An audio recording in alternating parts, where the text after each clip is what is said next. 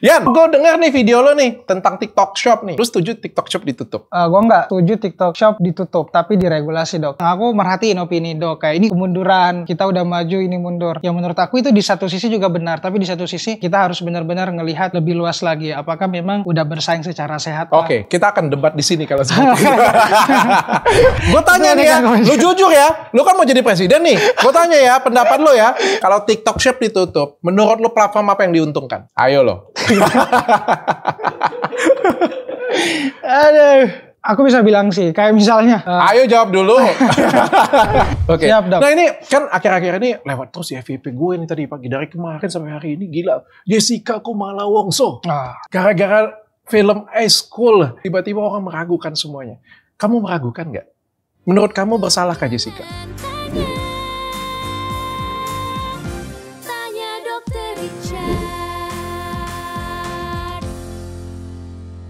Hadir di samping saya Rian Fahardi, Presiden Generasi Z.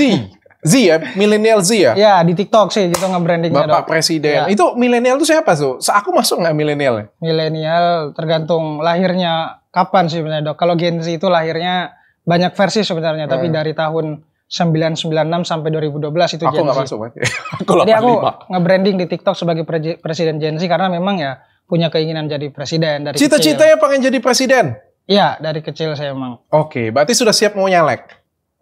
Sedang dipersiapkan, tapi ya nggak sekarang sih. Sudah siap kah? Memang dari dulu saya punya positioning untuk bagaimana hari ini bisa membranding diri saya seperti yang saya inginkan. Jadi saya nggak ingin di-branding oleh orang lain, oleh pasar, oleh pendidikan atau apapun itu. Tapi dari dulu saya ingin menentukan siapa saya. Are you sure about that? Ya. Kamu yakin tentang itu? Saya yakin bahwa ya saya bisa menjadi apa aja, itu keyakinan saya. Oke, di sini adalah debat terbukanya kamu sebagai calon presiden ke depan. Ya, anak muda harus punya keyakinan. Oke, jadi kan kita meminta pendapat Anda sebagai calon presiden di masa depan. Tentu statement-statement Anda ini sangat menentukan ke depan. Tapi apakah Anda sudah siap dengan kekotoran di politik kita untuk mencapai ranking 1 di Indonesia ini? Ya, yang pertama saya meyakini bahwa seperti katanya Sogi juga bahwa politik itu memang barang yang paling kotor, tapi kalau kita nggak bisa menghindar maka terjunlah. Jadi yang hari ini saya yakini kenapa politik itu cenderung kelihatan kotor, padahal sebenarnya juga enggak. Karena orang-orang baik itu menjauh dari politik itu. Apa yang saya ingin buktikan bahwa hari ini banyak kok orang baik sebenarnya. Cuma kita juga butuh orang baik tapi peduli dengan apa yang terjadi hari ini, terutama dalam sistem sosial politik kita. Makanya dibutuhkan anak muda yang berani turun tangan di situ, tapi dengan kesiapan yang matang juga. Jadi saya nggak bisa ujuk-ujuk dong, setelah seperti hari ini terus tiba-tiba masuk partai ya, saya akan tenggelam juga. Apa yang harus persiapkan saya hari ini adalah bagaimana kematangan ilmu saya, kematangan emosional saya, kematangan finansial saya, dan semuanya. Tapi sampai hari ini saya ingin terus memiliki positioning agar bisa membicarakan banyak hal sesuai dengan keyakinannya saya. Jadi ya jalan media sih sebenarnya saya lakukan. Saya suka dengan kamu. Kamu umur berapa sih? 23. 23. Mudah-mudahan nanti pas kamu jadi presiden umur 40-an atau umur 50 atau 30 boleh nggak sih jadi presiden? 40 sih sekarang. 40 ya? 40 ya. Mungkin kamu depan jadi 40, kamu tetap dengan idealis kamu ya. Tapi aku pengen ngobrol nih, dan aku pengen tes cara berpikirnya kamu nih. Itu Bapak Presiden kan? Bapak Presiden kan kita harus tes dong cara berpikirnya. Bagaimana Anda mau memimpin negara ini? Memimpin generasi Z kalau misalnya cara pemikiran Anda pun kita harus tes. Siap. Siap, Dok. Nah ini kan akhir-akhir ini lewat terus ya FYP gue nih tadi pagi dari kemarin sampai hari ini gila. Jessica Kumala Wongso. Gara-gara film High School itu jadi dipertanyakan. Padahal 20 tahun penjara. Ini 20 tahun penjara, ketok, banding 20 tahun penjara, kasasi 20 tahun penjara, PK 20 tahun penjara. Final nih, keluar filmnya. Tiba-tiba orang meragukan semuanya. Kamu meragukan nggak? Menurut kamu bersalahkah Jessica? Pendapat pribadi aja ya. Oke, ini pendapat pribadiku bahwa hari ini saya menilai bahwa apa yang terjadi dalam kasus kopi sianida ini gak jauh hebohnya lah dengan kasus yang kemarin ya, Dok ya. FS? Ya, FS. Aku bilang mana yang lebih heboh? Harusnya lebih rumit ini, kalau menurut aku. Yang mana? Kasus Jessica. Lebih rumit ya? Lebih rumit banget. Ya? Tapi yang bikin kemarin kasus FS bisa dipercepat, didorong begitu karena people power, kekuatan dikawal. lewat apa? Lewat kekuatan yang hari ini makin besar, sosial media, teknologi. Dulu TikTok ya, salah satunya ya. Salah satunya TikTok. Di 2016 lalu mungkin kalau udah ada TikTok ya mungkin kasusnya hampir sama. Oke. Itu bisa dikawal. Dan sampai hari ini beberapa kejanggalan itu muncul lagi, diperkuat dengan cuplikan TikTok, jadi makin tiba-tiba jadi besar sadar gitu. spektrumnya. Beda sama atensinya, cuma berbedanya adalah di kasus FS itu berakhir happy ending. Kita melihat suatu hal orang yang benar-benar bersalah dan dihukum dengan sepantas-pantasnya. Sedangkan di kasus yang kopi sianida ini kita sampai sekarang tuh masih meragukan kebersalahannya. Benar ya seperti itu ya. Benar. Perbedaannya ada di situ. Yang kedua adalah yang satu ini dikawal benar-benar oleh masyarakat, oleh media sosial. Yang satu ini pada waktu itu belum ada TikTok nih. Setuju. Dan media sosial belum semegah seperti sekarang nih. Jadi nggak bisa dikawal benar-benar ya. Dan menurutku pribadi Dok, ini harus dikawal sih. Kasus Jessica ini. Karena lagi-lagi kan bisa dibilang bahwa sangat miris ketika misalnya orang yang dihukum itu sebenarnya tidak terbukti bersalah. Toh hari ini kalau kita baca lagi, aku suka banget kalau ngeriset sesuatu, terutama kayak bikin konten tentang ini, pasti ngerunut kayak mulai dari keraguan-keraguannya, bagaimana dia bisa diputuskan. Toh kita bisa buktikan sampai hari ini beberapa tidak ada bukti secara kuat kalau misalnya Jessica itu memasukkan racun itu, stop sampai situ. Kemudian sampai hari ini yang menjadi pertanyaan juga diafirmasi oleh Otto Hasibuan, pengacaranya Jessica, kalau misalnya kenapa tidak berani dilakukan otopsi ulang, cukup sampai situ. Lalu apalagi kalau Dok nonton filmnya, kenapa ada upaya pelarang-larangan untuk interview? Itu kan kayak ada apa di balik itu semua? Banyak kejanggalan. Nah, kejanggalannya aja sebenarnya Dok yang janggal semuanya. Kita nggak ngerasa kayak aneh ya kayak gitu ya. Padahal ini kan 20 tahun itu kan maksimal ya. Benar banget. Artinya itu amat sangat meyakinkan. Sangat meyakinkan. Dan terlepas dari semua itu ya, lagi-lagi tetap Dok, kita harus menghormati keputusan dari majelis hukum. Ya kan sudah terjadi kita menghormati. Tapi kan kita bertanya-tanya kayak gini, Rian. Ini keputusan pengadilannya 20 tahun. Artinya amat sangat meyakinkan. Dikuatkan lagi di banding lagi, dikuatkan lagi kasasi lagi, dikuatkan lagi di PK lagi. Artinya mereka amat sangat yakin sekali nih. Padahal masyarakat ngelihatnya penuh keraguan. Kayak gimana ceritanya? Dan kenapa nggak boleh bicara ya? Rian tahu nggak sih, boleh nggak sih kita bicara kalau misalnya kita di penjara, kita boleh nggak sih di interview biasanya? Ya, setahu aku, ini juga aku baca ya di beberapa sumber media. Ini kalau nggak salah dari Setjen PAI gitu. Kalau misalnya baru bisa memberikan keterangan kalau itu sifatnya pembinaan. Ya mungkin itu nggak sesuai dengan pembinaan yang dimaksud, makanya itu dilarang. Tapi ini tetap menjadi pertanyaan sih, kayak ada apa di balik itu semua. Karena kan kalau kita misalnya ikutin kasusnya, wah ditanya 1 sampai 10 orang mungkin ya bilang ada kejanggalan di sini. Dan ada keraguan, ada apa. Tapi pertanyaan saya selalu, kenapa dibuktikan bersalah padahal itu masih ada keraguan di dalamnya? Toh sebenarnya hukum juga bilang bahwa ya kalau ada keraguan, ya minimal bagaimana caranya bukti-bukti kuat itu ada. Bahkan di dalam beberapa pasal juga dalam bagaimana tindak pidana perencanaan pembunuhan itu kayak bagaimana ada proses yang bisa dibilang inisiatif, sengaja dan segala macam, dan keterkaitan antara motif dengan alasan membunuhnya itu kan harus berkolerasi. Sampai sekarang kan motif kenapa membunuh itu masih tanda tanya. Nggak jelas. Nggak jelas. Bahkan tatapan mata Julia Robert pun dibahas.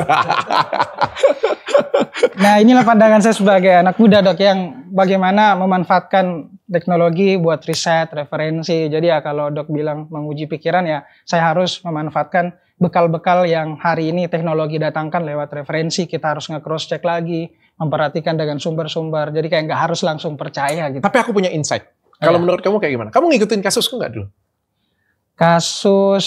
Aku dengan salah satu artis di Indonesia, KP, itu pernah berantem, bahkan aku pernah dipenjara. Yang soal skin... Tentang aku nge-review skincare. Nge-review skincare nih. Terus si artis ngebela skincare tersebut nih. Terus saling gugat nih, pencemaran nama baik nih. Dan pada waktu itu handphone aku disita, Instagram aku disita. Dan tiba-tiba 1 tahun kemudian aku diangkat paksa. Dan akhirnya aku di tanggal 28 Desember aku pernah dipenjara 1 kali 24 jam. Terus aku keluar, dan 1 tahun kemudian aku memenangkan pra peradilan di mana 2 status tersangkaku tidak sah. Tidak terbukti. Bukan tidak terbukti, bahkan status tersangkaku tidak sah dan barangku disita secara ilegal. Jadi kayak 2 tahun aku pegang status tersangka, aku dikriminalisasi. Wow. Kayak gitu, kurang lebih. Ya, kamu ngikutin nggak? Nggak begitu ngikutin. Nggak begitu ngikutin, tapi karena ini viral. Tahu tapi nggak ngikutin tapi banget nggak ya ngikutin. kayak gitu. Nah, di situ tuh aku berpikir ini bukan aku tanpa tendensi kemana-mana ya. Soalnya kan aku sudah selesai nih masalah, aku sudah clear semua nih. Tapi yang aku rasakan pada waktu itu adalah ini sesuatu hal yang dipaksain. Pencemaran nama baik, bro. Ini sepele banget, bro. Bayangin, gue tuh sampai diancam 8 tahun penjara. 8 tahun penjara. Sampai diangkat dari Palembang ke Jakarta kayak gitu. Ya. Kita bayangin ya, kalau di sisi yang kita ngurusin kasus ini. Kita yang ngurusin kasus ini. Lu ngurusin kasus ini, kita berdua lah ngurusin kasus ini ya. Ini tersangkanya sudah diangkat. Viral luar biasa. Terus lu tahan pula 1 kali 24 jam. Tiba-tiba tidak bersalah. Mau dikemanain muka kita berdua? Gue mau tanya sama lo. Mau dikemanain muka kita berdua? Malu nggak lo? Malu. Malu nggak lo? Institusi malu nggak? Malu. Ini kecil. Kebayang nggak? Jadi kita berdua mati-matian. Orang ini kayak gimana ceritanya harus naik nih. Ya. Kenapa harus naik? Supaya nyelamatin muka kita berdua, bro. Iya kan? Bisa nggak sih hal ini juga terjadi ke kasus itu? Kopi cyanida. Wah. Aduh, kalau bicara ini sebenarnya agak berat sih, Dok. Kenapa? Karena kita nggak bisa ngepungkiri bahwa ya realita yang terjadi hari ini soal penegakan hukum atau apa yang terjadi hari ini, memang banyak beberapa data yang bilang penegakan hukum kita udah baik segala macam. Tapi ya kalau menurut aku kita harus lebih jeli lagi melihat yang terjadi di lapangan. Kayak banyak kasus-kasus yang sebenarnya nggak muncul di media, malah kayak beberapa yang diperhatikan itu justru yang punya atensi lebih untuk diperhatikan. Dan kalau aku lihat atensi diperhatikan kasus dari kopi cyanida ini mulai muncul naik dan sedikit yakin kalau kebenarannya pasti akan terungkap sih. Dan saya yakin ya kebenaran hanya ada satu. Dan setiap pola, setiap apapun itu pasti punya polanya masing-masing lah, serumit apapun itu. Jadi kayak aku ngelihat dalam kasus ini bisa terungkap kok. Kalau aku bisa bilang begitu sih, karena lagi-lagi ya kebenaran itu.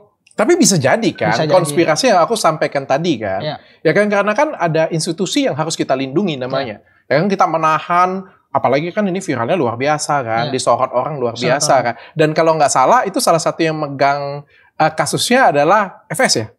Ya, FS ya. Ada di cuplikan filmnya itu ya, tunjukin. FS juga kan salah satu ya. Dan kalau kita ngelihat dari FS juga kan terjadi, aku nggak begitu ngikutin yang FS ya. Kalau nggak salah itu sempat di awal-awal sempat ada rekayasa kan, di mana hasil otopsi dan lain sebagainya kan. Di beberapa sumber ada ya sih yang bilang sih sebenarnya. Di awal-awal kan, di awal-awal makanya kan di otopsi ulang kan. Ya kan artinya kan ada cerita yang di awal disetting ya. Iya, dibuat-buat. Benar ya? Ya, itu benar kan, seperti itu kan fakta. Ya, fakta terus habis itu blow up, media dikawal oleh masyarakat, dicek ulang. Tiba-tiba ceritanya nggak seperti itu. Ceritanya nggak sesuai dengan apa yang terjadi di lapangan. Benar kan? Ya artinya kan di awal sempat dikondisikan. Ya kan? Benar kan? Jangan-jangan ya kita hanya bisa berasumsi seperti dengan apa yang mungkin terjadi di kasus kopi cyanida ini. Soalnya banyak banget yang janggal, bro. Lu mikir nggak sih janggal? Jelas, Dok, janggal. Misalnya kayak gini ya, dicek di perut kita, korban, nggak ada cyanidanya. Di kopinya lethal dose. Janggal nggak itu? Janggal. Mungkin nggak lu minum cyanida, di perutnya nggak ada, di kopinya ada. Ya, dan salah satu ahli forensik dari Australia tuh malah bilang kayak bisa jadi ini paling sedikit dia berkeyakinan. Jadi ditaruh racunnya itu setelah dia minum malah baru. Jadi kayak supaya case-nya tuh bisa komplit kayak gitu. Kan. Sebenarnya kan ini kayak masih kusut tapi ya saya yakin ini bisa ditarik sebenarnya benangnya, Dok. Kayak banyak yang menduga-duga arahnya kemana. Tapi saya yakin kalau masyarakat ikut mengawal ini pasti kebenarannya akan terungkap sih seperti yang terjadi. Tapi ini case-nya sudah close pula, jadi susah kita ini kan lagi. Satu contohnya lagi yang ada kemarin saksi ahli ya dari Australia datang kan, pas di high school tersebut kan, datang terus dideportasi tanpa didengar kesaksiannya. Gue setuju. Dideportasinya lu setuju nggak? Kalau gue setuju. Kalau lu setuju nggak? Sebenarnya aku nggak terlalu ngikutin itu sih. Nah. Kalau lu nonton itu saksi ahlinya dari Australia datang memberikan kesaksian, tapi karena dicecar pada waktu itu dia dapat bayaran atau enggak, karena itu adalah pekerjaan dianggap, jadi kayak ya udah kamu nggak berhak duduk di sini karena visa kamu itu bukan visa bekerja loh kayak gitu punya. Jadi dia deportasi. Aku setuju secara legal yes. Tapi kan kita kan mau membuka suatu fakta ini. Kebenaran yang bisa jadi bukti-bukti pendukung apa segala macam kan. Nah, kenapa kita nggak dengar kayak gitu punya kan? Ini kan suatu yang kita mau buktikan ini kan orang yang bersalah atau tidak bersalah nih, bukan konstruksi prosedural. Gue percaya proseduralnya mungkin memang salah kayak gitu punya. Tapi memang kalau itu bisa berimpact, kenapa kita nggak dengerin? Ya. Benar banget. Yang kita mau cari ini apa sih, prosedur atau siapa yang benar-benar bersalah gitu. Kadang aku juga mikir kayak di negara Konoha, Dok, beberapa nggak mencari kebenaran, tapi siapa yang harus disalahkan, ya gak sih? Konoha ya. Tapi kamu mau jadi presiden di mana nih? Konoha atau di Indonesia nih? Indonesia dong. Indonesia. Makanya, cuma ya kadang aku mikirnya gitu, kayak demi melindungi nama, citra, kadang ya ada yang dikorbankan kan itu, dan itu miris sih sebenarnya. Kayak kita mengorbankan kebenaran atau apa, ini gelisah aku dari dulu soal kenapa hari ini tetap speak up soal kasus ini. Padahal aku tahu kayak apa sih sebenarnya yang diperjuangkan di sini. Mungkin suara kita juga nggak terdengar, apalagi kalau lewat sosmed doang. Tapi sampai hari ini aku berkeyakinan bahwa dari satu suara yang aku resahkan itu bisa membangkitkan dan membuka mata orang. Dari situ sih Dok, kenapa kayak aku dari konsisten dari nol, bukan dari hari ini siapa-siapa tiba-tiba ngomong apa, tapi ketika hari ini aku speak up, ada yang mendengarkan, yang dari dulunya nggak ada. Jadi saya yakin itu aku dengan bagaimana kita bisa mengawal kasus-kasus yang terlihat ini mustahil diperjuangkan. Tapi kalau kita yakin dengan dasar keberanian, kebaikan, saya yakin bahwa ya itu bisa jadi terang nanti. Tapi kan ini institusi yang luar biasa besar ya, dan mengerikan ya. Kamu nggak takut? Takut nggak kamu? Takut sih. Ya bilang takut sih Dok. Cuma apa ya, hidup bagi aku tuh kayak apa sih yang hari ini misalnya kita lihat kayak kita serapu itu Dok sebagai manusia, bahkan kita naik pesawat aja bisa diracunin kan. Iya kan, maksudnya serapu itu dalam artian kalau kita tahu serapu itu ya sekalian kita perjuangkan kebenaran, kebaikan yang kita anggap penting. Nah itu yang kamu takut tapi kamu masih mau perjuangkan. Iya dong. Masih mau perjuangkan. Karena satu-satunya yang menurut aku dimiliki oleh anak muda atau apa hari ini ya keberanian. Kalau kita nggak punya itu ya apa harga hidup kita ini. Oke. Luar biasa. Karena memang banyak banget yang harus dikawal dan diperbaikin ya. Sedih sih sebenarnya. Kamu apa sih yang kamu rasakan, sedih, bersemangat atau apa sih sebenarnya ngelihat hukum di Indonesia ini? Aku sedih Dok, sedih banget. Sedih ya. Dan cemas kayak ngelihat apa yang terjadi hari ini. Tapi kesedihan dan kecemasan itu aku nggak bisa tampung sendiri. Makanya aku bikin sebuah gerakan bentuknya solusi. Jadi bukan cuma aku teriak narasi lalu selesai. Aku bikin sebuah movement gerakan namanya Distrik Berisik. Jadi aku berusaha membangkitkan orang-orang berisik seperti aku untuk berusaha menggelitik, menyuarakan agar orang lain tuh terbuka matanya menyuarakan isu-isu yang terjadi hari ini. Karena bagi Rian pribadi tragedi yang terbesar adalah ketika kita mendiamkan kesalahan. Karena mendiamkan kesalahan itu bagiku adalah sebuah kejahatan sih Dok. Jadi ketika kita diam, ketika kita kayak rame nih kasus ini tapi kayak kita cuma apatis, bodo amat, justru kita udah jadi komplotan oleh orang yang sebenarnya mendesain itu. Jadi kayak aku seneng sih bisa ngobrol sama Dr. Richard karena dokter salah satu orang yang ketika ada isu atau ada apa pasti standing paling tegas, paling speak up lah soal itu. Jadi kayak, tapi nggak enak ya. Iya lagi. Oke. Ya nggak enak sih. Gak enak ya? Gak enak ya? Gak enak tuh. Gue dihajar habis-habisan. Gue nggak, isu yang gue bawa itu nggak ada yang awal-awal tuh kayak, wah punten luar biasa. Itu terakhir gue dapetnya. Kayak anak muda lah. Di awal-awal tuh susah dulu. Di akhir menangnya. Itu pun belum tentu menang kalau mati. Tapi untungnya Dok menang ya? Ada banyak hal yang aku menang ya. Tapi ya. ada beberapa hal yang juga aku kalah. Salah satu contoh kayak gini ya. Ini juga yang kemarin aku campaignkan tentang minuman galon. Oh ya. Kamu lihat nggak? Aku lihat di TikTok sih cuplikannya. Minuman galon yang mengandung BPA. Ya. Berpolikarbonat ada BPA-nya. Itu aku nggak ada titipan dari pihak manapun dan aku nggak punya perusahaan air minum kayak gitu punya. Tapi aku concern karena apa? Aku mendengar ada kan orang lain duluan yang pernah ngomong itu kan. Rasanya kan kayak konten kreator lain yang ngomong seperti itu punya. Lalu aku bahas dan karena aku nggak paham, aku mendatangkan ahli nih. 2 profesor besar dan membawa datanya dari BPOM. Logika kita kalau kita ngomong, ini ada galon nih yang kita minum puluhan tahun nih ada BPA-nya. Kalau menurut logika kamu, kalau kamu dengar kayak gitu, apa yang kamu pikirkan? Apalagi udah jelas bukti-bukti yang dihadirkan. Apa yang kamu pikirkan? Normalnya? Ya normalnya kayak, pertama pasti kayak ngerasa nggak nyangka sih. Kaget ya? Kaget lah. Kaget ya? Kaget. Kaget dapat informasi seperti ini punya, terus ya berubah atau apalah kayak gitu punya ya. Benar kan? Pandangannya pasti berubah. Harusnya kayak gitu ya? Berubah. Normalinya ya. Kalau kamu dikasih tahu, ternyata ini nggak sehat. Ya, ternyata kayak misalnya kamu pakai skincare nih selama ini nih kayak itu. Ternyata begitu kamu dapat data hasil lab atau dapat data dari orang lain, ternyata racun sianida tempel ke muka gue.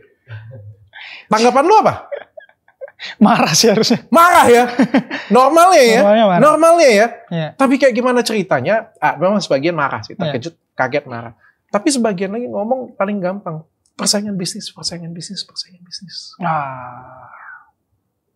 Apa-apa di situ ya, apa-apa labelingnya udah ada dari sebelum kita ngungkap kebenaran. Gue edukasi masyarakat Indonesia, sumpah. Makanya konten edukasi gak laku dong. Dan gak laku, mungkin gak penting, tapi ya gimana caranya kita harus utamain itu harus penting. Iya, apalagi gue ada dengan lu kan sama, kita ada di depan kan, jadi kan pasti kena hantam duluan kan. Ya. Padahal sebenarnya yang paling gampang, kalau misalnya galonnya memang tidak mengandung BPA, kan tinggal dijawab. Ya, debat pakai adab. Itu tagline saya tuh. Iya kan? Iya ya, harusnya dengan etika bilang apa. Dr. Richard, mohon maaf, ini data dari kita. Data dari kita menunjukkan bahwa kita tidak ada BPA di dalamnya. Wah Pak, mohon maaf Pak, ternyata data aku salah. Karena aku tinggal jawab kayak gitu kan. Artinya kita debat pakai data kan semuanya kan. Tapi kenapa harus personal?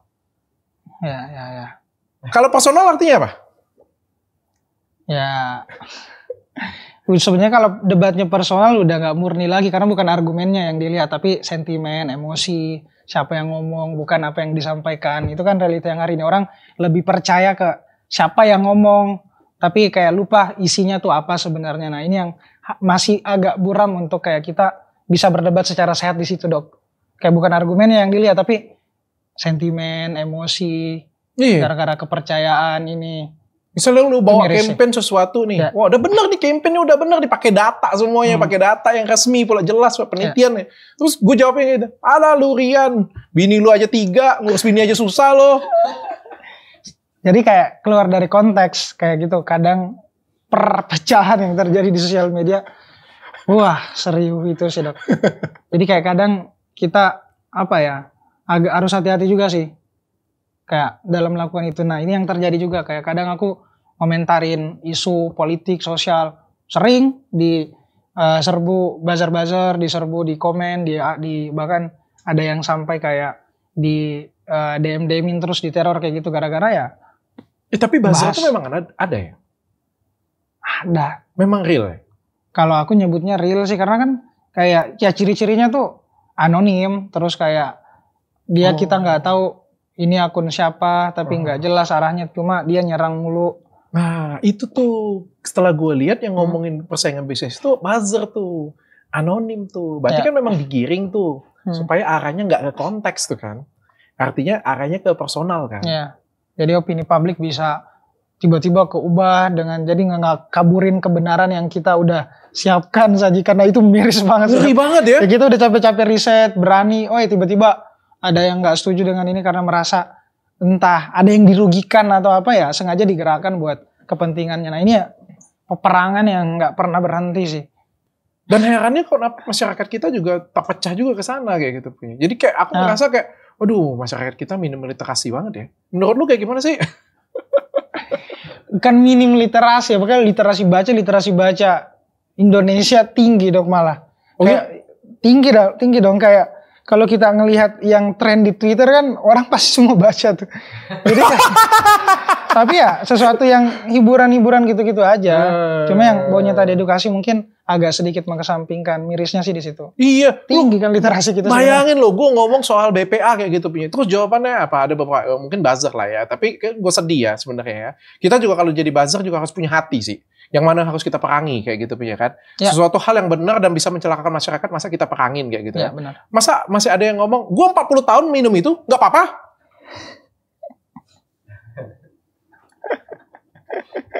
Segoblok itu kayak gitu punya. Lu bayangin ya, kalau misalnya dijajah kita ya, masih dijajah penjajah ya misalnya kayak gitu. Jajah ya. Terus kita perjuangin, merdeka, kita harus bangkit dari penjajahan. Terus ada masyarakat sana, kita dijajah 40 tahun, gak apa-apa, kamu masih hidup.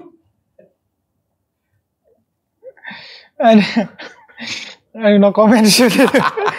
Kayak, iya, hari ini benar-benar kayak kebenaran itu bisa udah dibuat kabur lah dok. Kayak apa ya istilahnya? Istilahnya post truth. Jadi kebenaran itu ya baru terungkap ketika misalnya di akhir gitu loh. Kita tahu ternyata ini benar. Gara-gara kita percaya bukan karena melihat fakta yang sebenarnya. Kayak dok kan, kayak misalnya aku juga nyampein sesuatu. Jadi orang nggak percaya bukan karena ngelihat data yang sebenarnya di lapangan atau apa, tapi karena udah terpercaya dengan siapa yang ngegiring opini itu, karena mungkin punya kesamaan nilai, kesamaan latar belakang, jadi nggak penting isinya. Nah ini yang benar-benar sering terjadi di sosial media. Iya, gue concern banget. Kalau gue kan mungkin kalau lu kan mungkin politik ya. Tapi kan ini juga ada hubungannya dengan politik juga, karena kan dunia industri ini kan. Tapi kalau di gue kan kesehatan bro. Lu bayangin kan kalau misalnya kita mau jadi negara maju kan kita harus jadi orang yang sehat kan. Itu salah satu yang fondasi kita, kesehatan dan pendidikan. Iya, dua ini. Lu bayangin, kita masa botol minuman bayi harus BPA free, ya kan? Benar nggak? Kalau kita ke lapangan kan lihat botol, lu belum punya bayi, tapi punya adik bayi kan? Adik atau apa? Ada. Ya. Lu kan lihat kan kalau cari botol kan kita BPA free. Lu bayangin air minumnya ada BPA-nya kan, goblok kan? Aduh. Cuma karena mungkin mental beberapa dari kita juga udah terbiasa dengan pembiaran dok. Mungkin itu sih salah satunya, kayak biarin aja deh ini bla bla bla kayak gitu. Jadi kayak nggak ada upaya untuk nge-cross check lagi. Pembiaran sih ini salah satu yang menurutku masalah besar ya. Kita ngebiarin orang di luar sana korupsi, kita nggak speak up, ya udah dia korupsi aja terus pasti. Kita ngebiarin orang arogan, pejabat-pejabat di luar sana melakukan penyelewengan atau apa, kita diam melakukan pembiaran, ya kejahatan terus menerus karena salah kita sendiri, karena kita diam. Jadi ya sampai hari ini kayak ngapresiasi orang-orang, terutama kayak diri sendiri juga, kenapa terus bersuara, karena ya tidak ingin melakukan pembiaran itu tadi. Kita bangga ya. Gue bangga sih. Gue juga bangga loh, sumpah. Walaupun meskipun kata orang bangga. Meskipun kata orang sering ngomong doang, bacot doang, apa segala macam. Padahal kayak nggak doang dong. Kita riset, kita memperjuangkan ini karena memang kita ingin agar orang terbuka matanya dengan apa yang terjadi hari ini. Nah itu yang Rian juga perjuangin sih dok. Good. Itu yang harus kamu perjuangin terus menerus. Siap. Karena aku sudah tua sih. Nanti aku bisa capek. Kan gantian kan umurnya kan. Justru banyak yang bilang dok, kalau misalnya udah tua pasti udah nggak ideal lagi karena kan banyak kepentingan kayak keluarga atau apa. Itu juga tantangan sih, tapi dok kayaknya masih bisa terus bersuara deh. Kayaknya beberapa bulan lagi lah.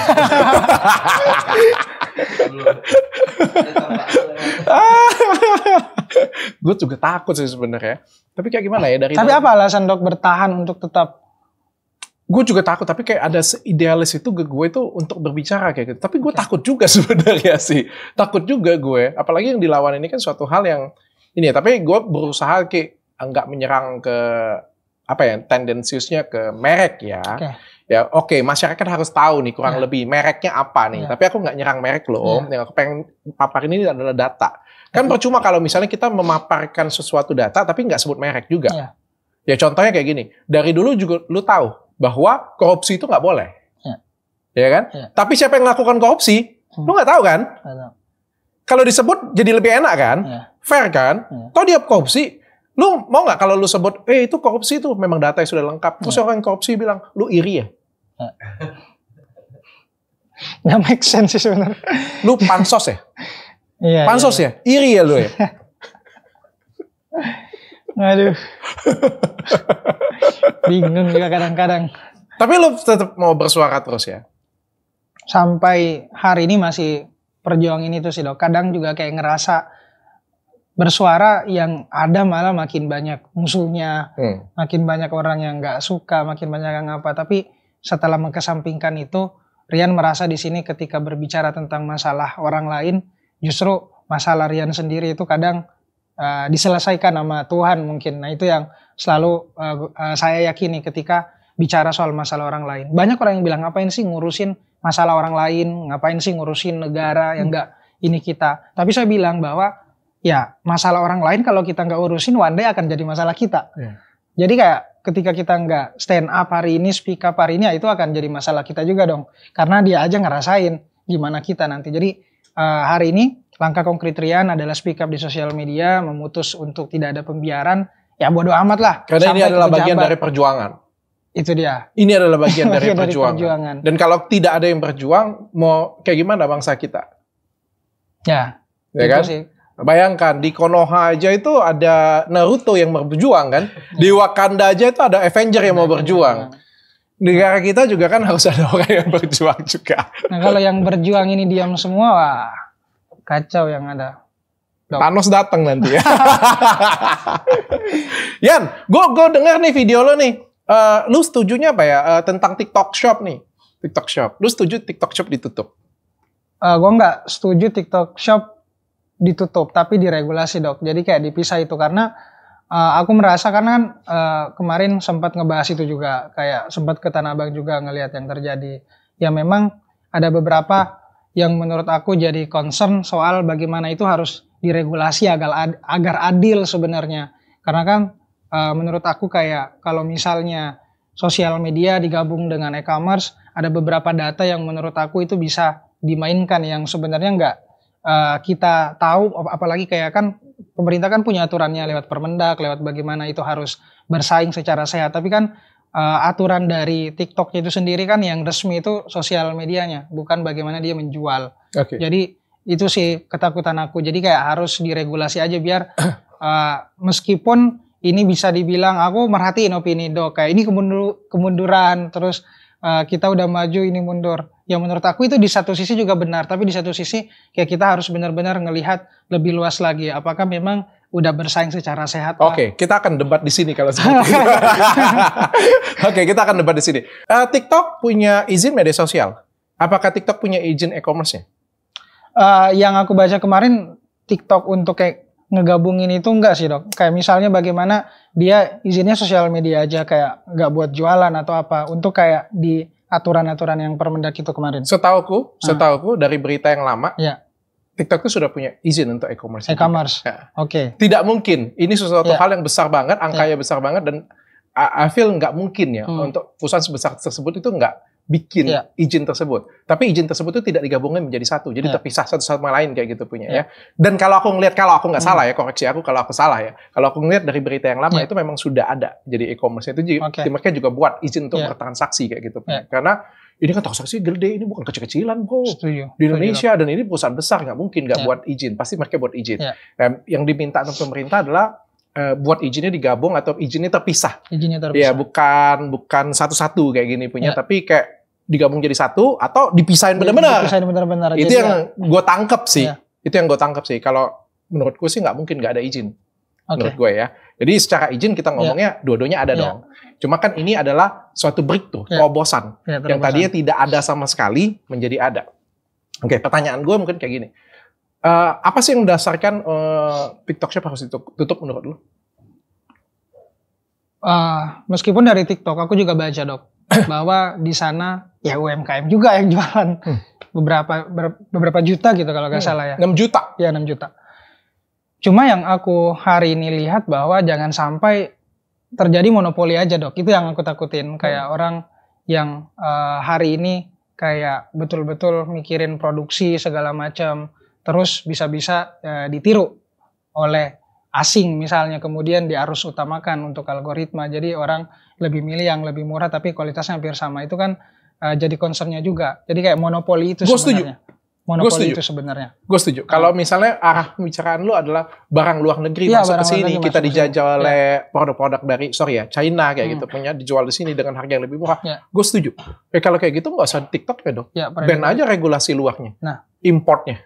Dipersulit aja. Ya, regulasi untuk kayak bagaimana misalnya ketika ada impor ya dijauhin dikit pelabuhannya biar cost-nya mungkin bisa makin gede. Atau pajaknya 3 kali lipat kayak gitu punya. Nah, itu kan yang harus di blow up juga sebenarnya. Iya. Kenapa di platformnya yang dibabat kayak gitu punya? Pertanyaan gue kayak gini, apakah kalau TikTok Shop ditutup nih, Tanah Abang menurut lu rame nggak? Gue tanya nih ya, lu jujur ya, lu kan mau jadi presiden nih. Gue tanya ya, pendapat lu ya, kalau lu mau jadi presiden, kalau TikTok Shop ditutup, menurut lu platform apa yang diuntungkan? Ayo lo. Aduh. Ya, aku bisa bilang sih, kayak misalnya. Ayo jawab dulu. Ya pasti ketika misalnya TikTok Shop ditutup, gak ada jaminan. Tanah Abang akan ramai. Siapa yang diuntungkan? Siapa yang diuntungkan? Pertama, pedagang sih. Pedagang yang... Pedagang yang di mana? Pedagang. Tetap pedagang di Tanah Abang juga pasti merasakan. Masa? Yakin lo? Lo tau gak kenapa mereka beli di social media? Karena kemudahan. Karena kemudahan ya. Ketika itu ditutup, efisiensi konsumen. Pasti akan ada yang balik lagi ke offline. Pasti akan balik ke offline. Tapi 80%-nya pasti akan pindah kemana? Ke tetap yang online. Iya. Kemana? Aplikasi-aplikasi sebelah lah. Ya balik lagi ke situ. Kalau pengen rame di sana, tutup semua ini. Benar gak sih? Benar. Cuma ya itu tadi, ketika misalnya itu disamain dengan algoritma sosial media, itu bisa diharus utamakan dok. Itu aja sebenarnya concern aku. Oke, sekarang kita bahas nih tentang algoritma nih. Kenapa kalau gue lihat ya, kalau gue mengcounter peraturan tersebut, mohon maaf ya bapak-bapak yang berpentingan ya, ini kan cuma diskusi anak muda pak, namanya diskusi pak. Misalnya mau dipisah nih, promosi boleh nih. Artinya kalau misalnya lu buka TikTok, ada live di sampingnya. Itu kan live itu kan, beli lo, check out sekarang juga. Itu promosi dong. Tidak berjualan ya, berjualan tapi promosi lah kita ngomong. Begitu diklik pindah page-nya, pindah page-nya ke website. Itu kan yang diinginkan kan? Kan tinggal nambah satu tahapan lagi. Algoritma yang mana yang pengen yang menurut lu bermasalah di sini? Apakah kalau diklik pindah ke website terus gambar kita jadi kecil di atas? Apakah ada yang berubah? Oke. Jadi subjektif sebenarnya karena aku ngelihat ada beberapa ya yang beredar di sosial media, salah satu yaitu dia upload. Kalau nggak salah Pak Menteri Teten, itu ada pedagang yang udah ngeraup omset besar lah lewat TikTok Shop-nya. Gue banyak lah. Tapi ketika misalnya beberapa bulan kemudian, itu udah nggak diharus utamain lagi sama algoritmanya. Jadi ya mengalami kerugian di situ. Artinya apa? Jadi kayak nggak ada jaminan untuk itu bisa sustain ya. Jadi mungkin tantangan setiap penjual ya dok, tapi itu dirasakan oleh banyak orang. Bahkan kalau aku lihat di beberapa komentarku juga ketika aku upload 2 konten tentang ini, semuanya berbicara tentang itu. Bagaimana ketidakadilannya di situ?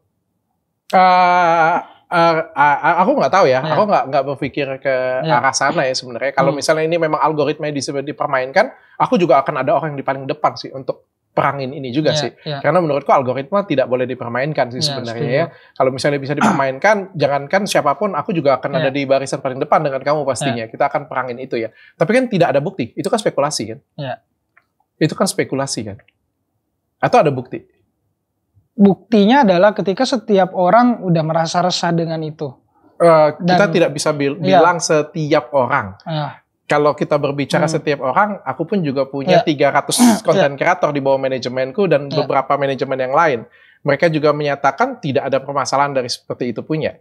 Jadi kan kita kan spekulasi dong kalau kita berbicara. Semua berarti spekulasi. Iya, kan Cuma kayak beberapa kayak kita melihat bahwa playing field agar orang misalnya bisa bersaing dengan secara sehat itu juga harus dipikirkan. Jadi kayak asumsi-asumsi itu menurutku penting untuk kayak lihat. Ada anak muda yang ngomong kayak gini punya, Rian, enak lah dia ngomong aja FYP, dia diuntungkan algoritma. Gue post apa aja kagak FYP. Lu diuntungin oleh algoritma, menurut lu? Kadang aku ngerasa enggak juga, karena kadang aku bersuara tentang apapun tentang kayak misalnya kita bicara diuntungin algoritma, enggak juga dok, tergantung bagaimana tadi topik apa yang diangkat. Cara gimana mau membawanya, bagaimana kamu beradaptasinya. Kamu nggak bisa dong nyalahin diri kamu sepi. Karena kamu kurang pintar doang dengan Rian, aku nggak bisa dong ngomong aku kalah nih, aku sepi nih kayak gini punya, dan aku kalah dengan kamu cara berpikirnya. Dan orang kalah cuma akan bilang seperti itu.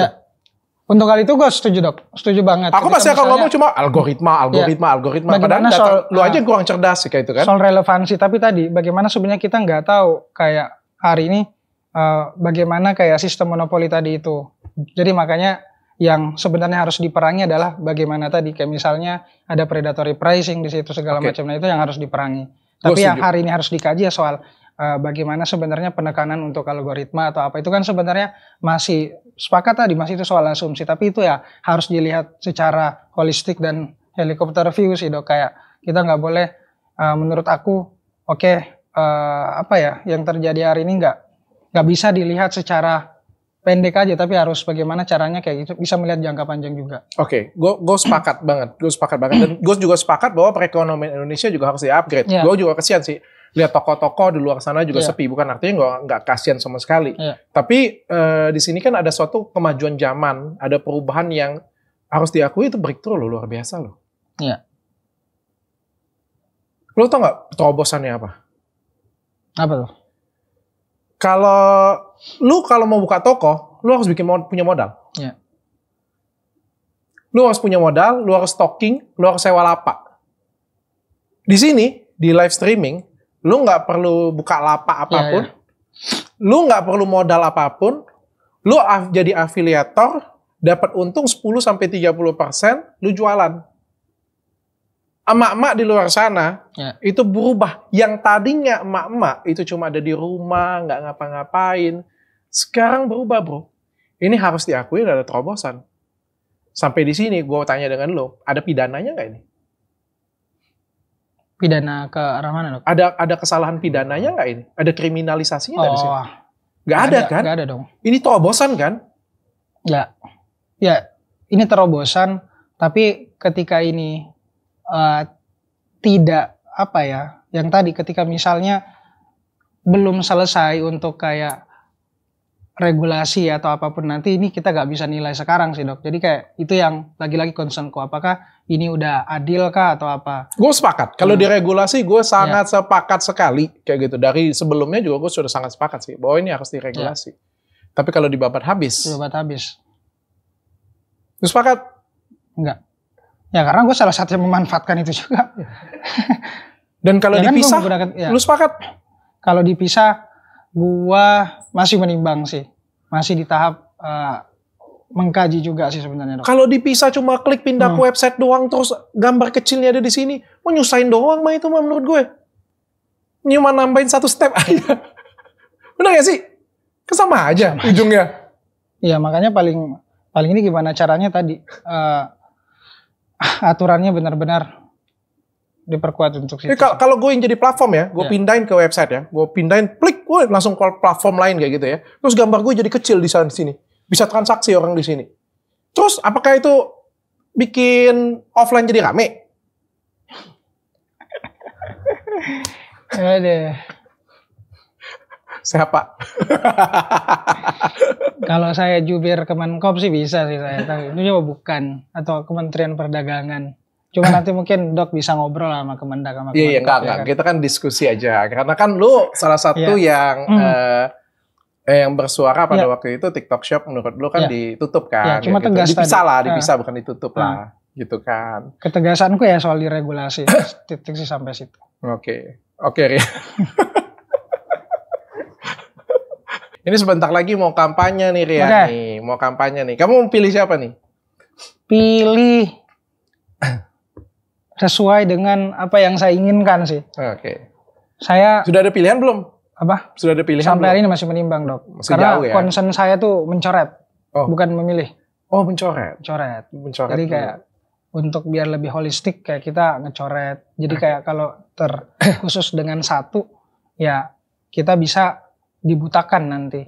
Jadi kayak misalnya bisa didukung lewat sosial media juga, kayak kita karena mengagumi itu udah ingin mencoblos itu, ya udah kita ngeklik itu, yang muncul di algoritma itu kan dia mulu. Jadi kalau kita mencoret, kita membandingkan sebenarnya mana yang punya track record gak bagus, ya udah kita sedikit perlahan coret-coret sehingga nanti akan muncul satu nama yang hari ini ya mungkin bisa menjawab permasalahan-permasalahan yang hari ini udah bertumpuk di negeri Konoha ini sih, Dok.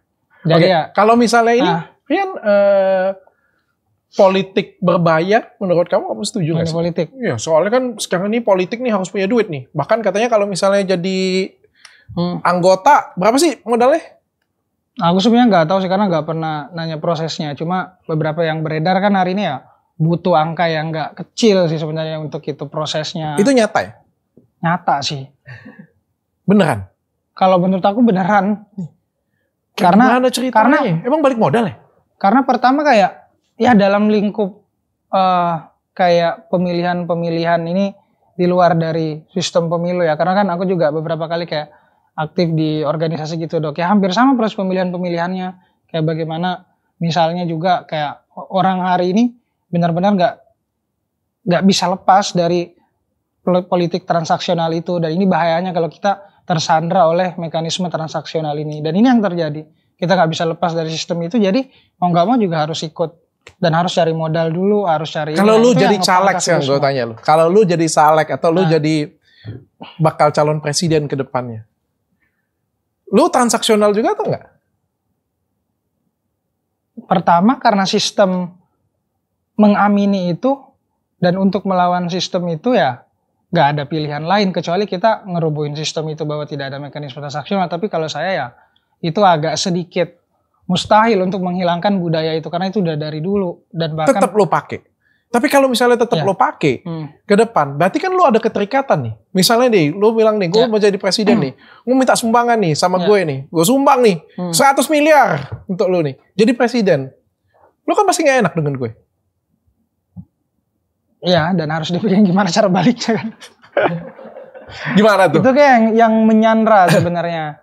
Ya, itulah sebelum aku terjun ke dalam itu, ke dalam sistem atau nanti nggak terjun sekalipun, ini masih kayak imajinasi aja. Ya aku gimana caranya untuk bisa membawa apa ya, kayak dalam artian harus lebih siap dulu, Dok, ketika misalnya ingin terjun ke dalam sistem itu. Jadi kayak hari ini ya masih tadi di awal statementku tetap sama, kayak harus menyiapkan semua kesiapan itu dulu semuanya. Jadi kayak ya kita nggak bisa menghindari itu, dan kita tahu di sana kotor, tapi ada juga yang bersih ya, mau nggak mau kita harus terjun di sana.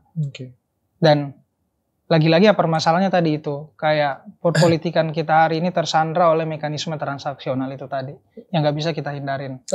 Sampai detik ini ada yang ngedeketin kamu dari salah satu calon? Jujur ada beberapa. Dan pandangan kamu bagaimana? Sampai hari ini aku terbuka dengan setiap kandidat, setiap calon. Supaya? Apanya? Supaya?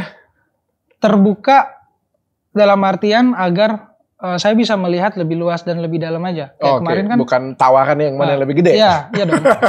Kayak kemarin aja kayak beberapa hari ini yang berita di sosial media tentang calon A, B, C. Yaitu aku nggak telan mentah-mentah. Malah kalau Dok lihat di tayangannya ya aku datengin langsung calonnya. Malah satu hari itu ketemu dengan Pak Prabowo, Pak Anies, sama Pak Ganjar.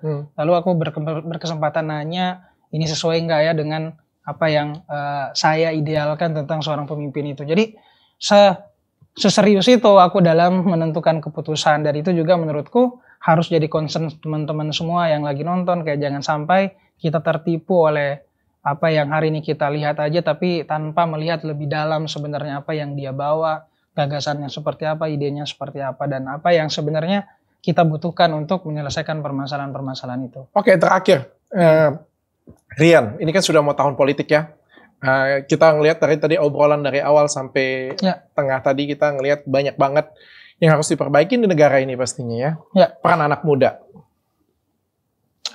Peran anak muda bagi aku penting, tapi kita nggak boleh berpikir untuk jadi generasi penerus saja, tapi harus berpikir menjadi generasi pelurus yang bukan hanya tunjuk-tunjuk tangan, tapi harus turun tangan. Apapun itu. Hari ini aku coba mencontohkan dengan aku speak up, aku dengan bagaimana mengumpulkan anak-anak muda untuk berani bersuara lewat platformku Distrik Berisik, lalu bagaimana menyampaikannya itu dengan bangga bahwa suara anak muda itu penting. Jangan anggap remeh suara kita, bukan nggak penting sebenarnya asal kita dari mana, tapi kita ingin membawa apa, tujuannya mau kemana, itu yang paling penting. Seperti saya hari ini, saya lahir dari desa, dari kampung yang menurut saya terpencil, tapi karena saya yakin bahwa saya ini dilahirkan untuk sesuatu yang besar, ada maksud dan tujuan kita lahir di bumi ini ya, maka suarakan itu dengan bangga, dan suarakan itu dengan seyakin-yakinnya. Nah itu yang aku pengen bilang ke anak muda, bahwa sejarah Indonesia itu adalah sejarahnya angkatan muda, itu katanya Pram, dan suara anak muda adalah suara masa depan. 5 menit kita di bilik suara itu akan berkorelasi dengan 5 tahun kita itu bisa baik atau enggak. Jadi harus memilih dan harus merdeka untuk memilih. Dan harus debat tetap pakai adab juga sih, Dok. Wah, Rian Fahardi, calon presiden milenial. Pilih ya kalian ya. Jadi kalau kalian waktu pemilu nanti milih ya. Kalau ada yang kasih duit ya, terima duitnya, pilihnya tetap dari hati. Ya, partainya nanti dari Dr. Richard ya. Enggak. Aku nggak tertarik sedikit pun ke partai, dan aku tidak tertarik ke politik. Aku lurus aja. Oh iya. Kasih edukasi ke masyarakat. Siap. Berarti tayangan ini jadi bukti kalau Dr. Richard nanti nggak akan nyalon. Harus. Amin. Thank you Rian. Terima kasih. Siap.